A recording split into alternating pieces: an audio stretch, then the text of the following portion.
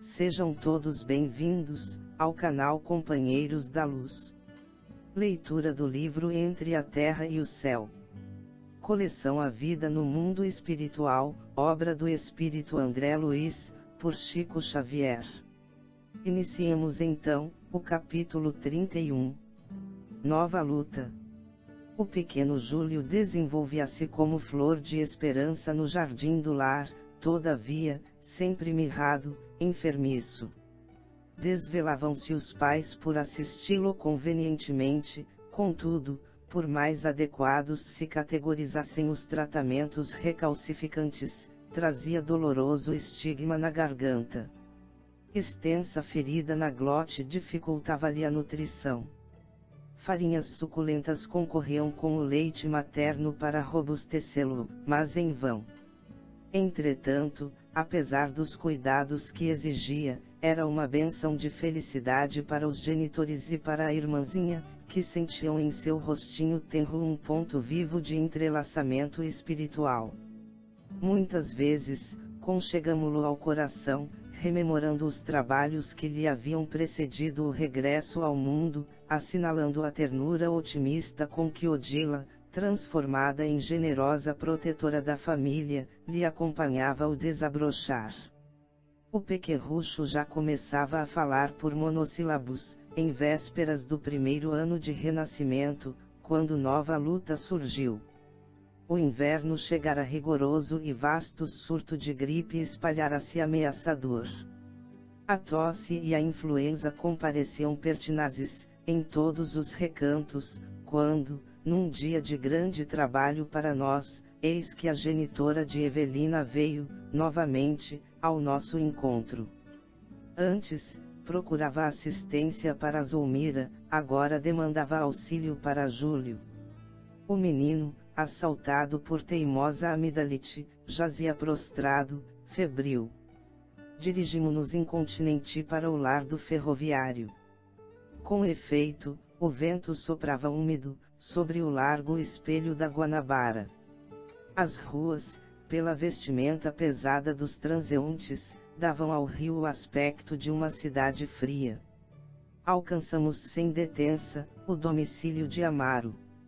O quadro à nossa vista, era indubitavelmente constrangedor. Penetramos o aposento em que a criança gemia semi-asfixiada, no instante preciso em que o médico da família efetuava meticuloso exame. Clarencio passou a reparar-lhe todos os movimentos. A garganta minúscula apresentava extensa placa branquicenta e a respiração se fazia angustiada, sibilante. O instrutor meneou a cabeça, como se fora defrontado por insolúvel enigma, e colocou a mão direita na testa do facultativo, compelindo-o a refletir com a maior atenção. Zulmira e Evelina, sem perceber-nos a presença, fitavam o médico, preocupadas. Após longo silêncio, o clínico voltou-se para a dona da casa, afirmando: "Creio devamos procurar um colega imediatamente. Enquanto a senhora telefona para o marido, chamando-o da oficina, trarei comigo um pediatra." A torturada mãezinha conteve a custo as lágrimas que lhe borbulhavam dos olhos. O médico tornou-se esmarento, à via pública, e enquanto Evelina, rápida, corria até o armazém próximo para dar ciência ao genitor de quanto ocorria, Zulmira, presumindo-se a sós, abraçou-se ao doentinho, e chorando livremente, ciciou: "Oh meu Deus, com tanto amor recebi o filho que me enviaste. Não me deixes agora sem ele, Senhor." O pranto que lhe corria na face queimava-me o coração. Nada pude indagar, em vista da emotividade que me tomara o espírito, mas o nosso orientador, sereno como sempre, exclamou, compadecido: "A difteria está perfeitamente caracterizada. A deficiência congenial da glote favoreceu a implantação dos bacilos. É imprescindível o socorro urgente." O instrutor começou a mobilizar recursos assistenciais de maior expressão, quando o ferroviário, desolado, ingressou no aposento.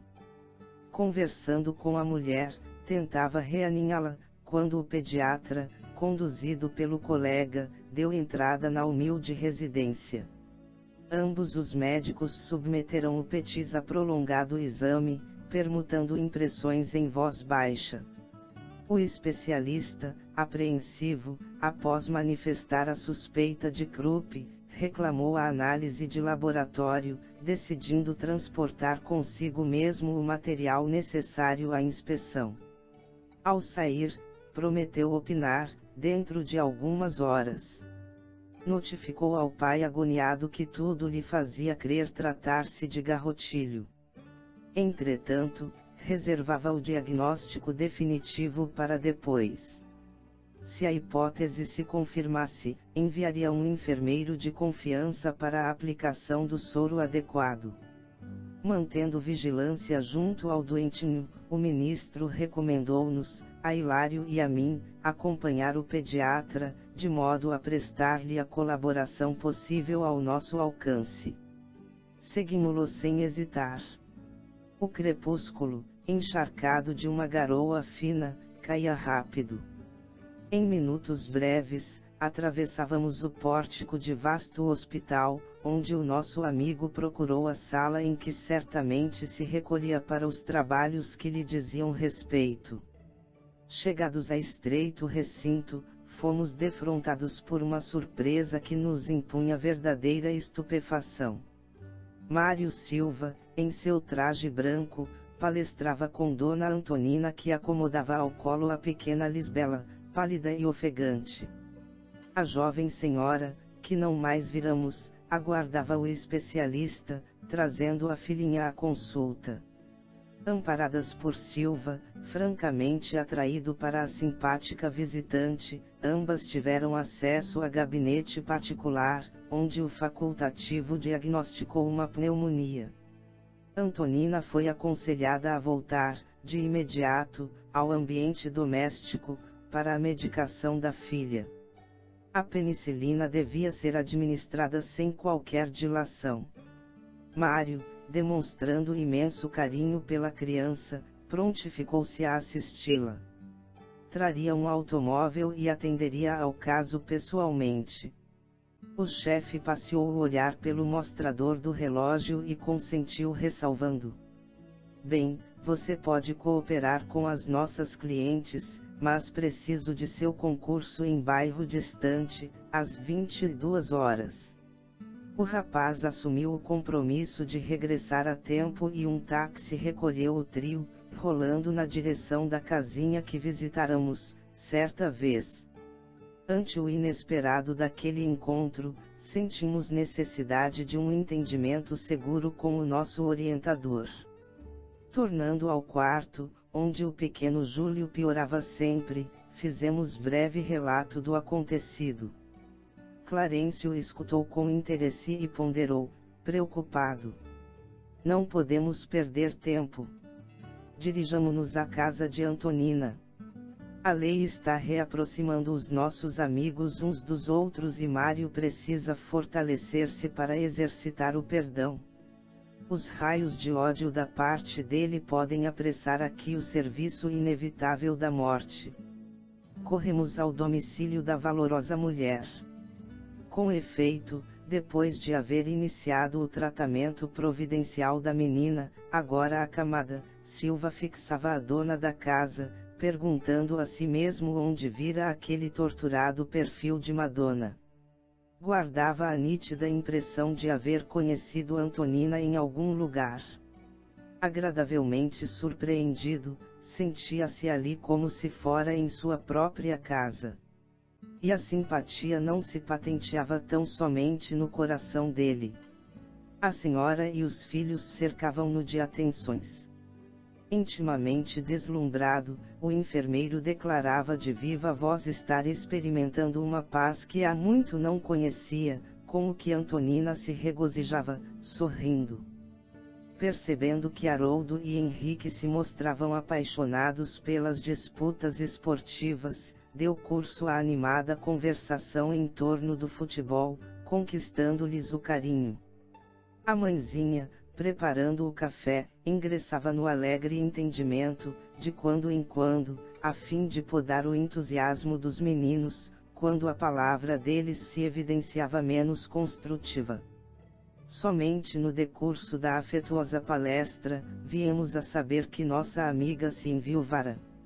O esposo, segundo notícias recebidas de metrópole distante, havia falecido num desastre, vitimado pela própria imprudência. Lemos no olhar de Silva o contentamento com que obtinha semelhante informe. Começava a registrar insopitável interesse pela vida naquele ninho agasalhante que se lhe afigurava pertencer-lhe. Às 8 em ponto, Antonina, sem afetação, convidou com simplicidade. Senhor Mário, hoje temos nosso culto evangélico. Quer ter a bondade de partilhá-lo? Incompreensivelmente feliz, o rapaz concordou, de pronto. A reunião, nessa noite, foi efetuada ao redor do leito de Lisbela, que não desejava perder o benefício das orações. Um copo de água pura foi colocado junto à cabeceira da pequenina. E, de novo o testamento em punho, acomodados os companheiros, Antonina recomendou a Henrique fizesse a rogativa inicial. O menino recitou o Pai Nosso e, em seguida, pediu a Jesus a saúde da irmãzinha doente, com enternecedora súplica.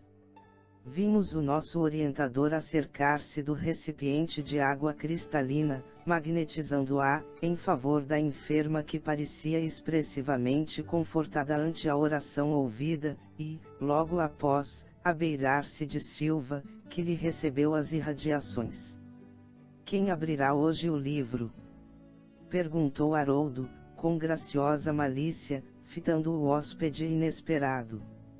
Certamente nosso amigo nos fará essa honra, disse a genitora, indicando o enfermeiro.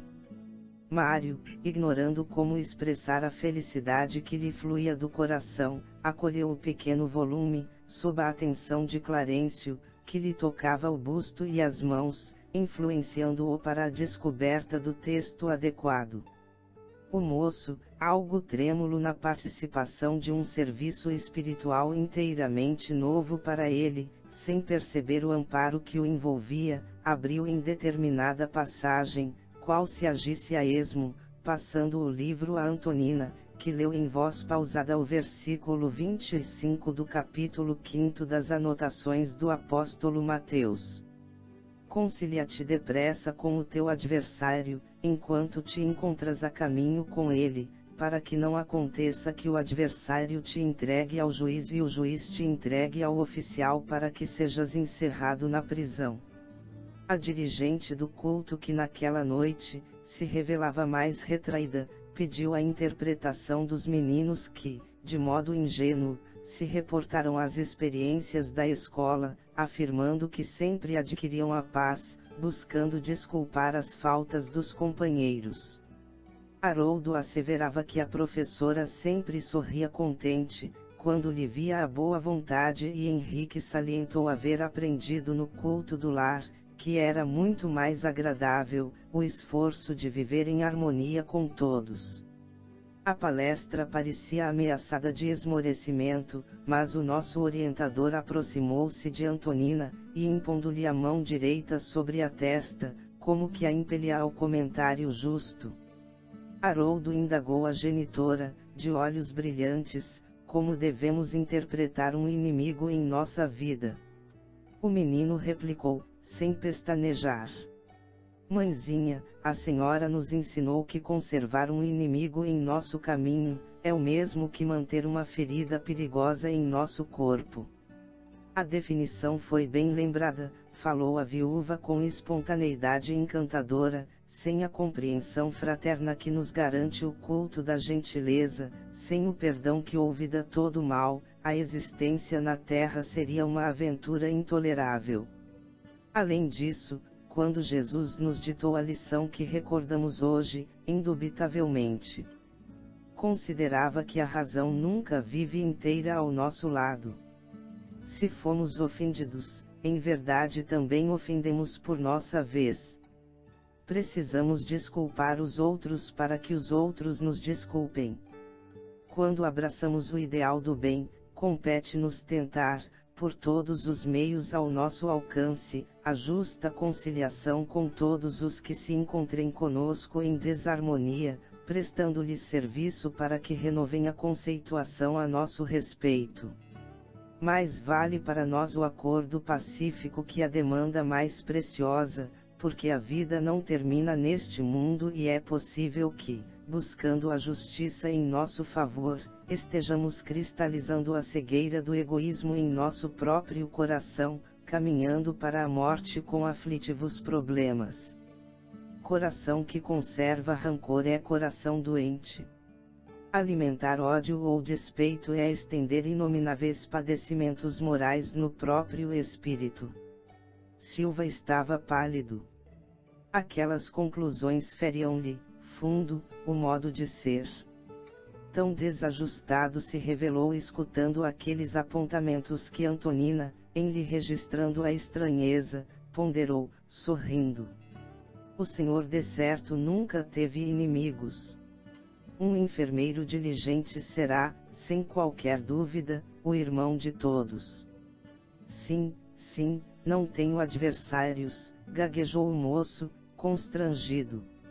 Mas, na tela mental, sem que ele pudesse controlar a eclosão das próprias memórias do passado, apareceram Amaro e Zulmira, como os desafetos que ele, no âmago do espírito, não conseguia desculpar. Odiava-os, sim, odiava-os, pensou de si para consigo, jamais suportaria um acordo com semelhantes adversários. Entretanto, a sinceridade da interlocutora encantava-o. Aquela viúva jovem, cercada de 3 filhinhos, superando talvez obstáculos dos mais inquietantes para viver, constituía um exemplo de quanto podia edificar o espírito de sacrifício. Em nenhum ambiente encontrara antes aquele calor de fé pura necessário às grandes construções de ordem moral. Além de tudo, laços de vigorosa afinidade impeliam-no para aquela mulher, com quem se simpatizara à primeira vista.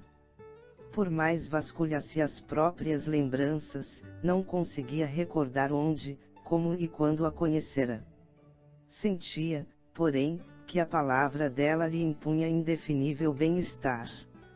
Fitando-a, com enternecimento, perguntou: a senhora julga que devemos procurar a conciliação com qualquer espécie de inimigos? Sim, respondeu a interpelada sem hesitar. E quando os adversários são de tal modo inconvenientes que a simples aproximação deles nos causa angústia?